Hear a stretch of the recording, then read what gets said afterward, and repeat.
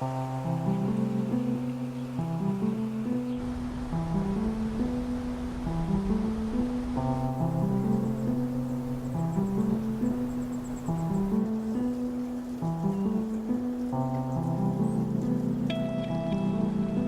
sea drew us to the north coast of Scotland, but we knew there was more to experience than just amazing waves.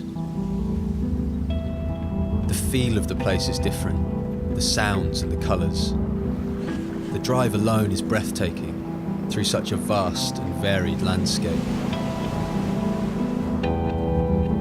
Days with waves were brilliant, searching from cove to cove and surfing till our arms ached.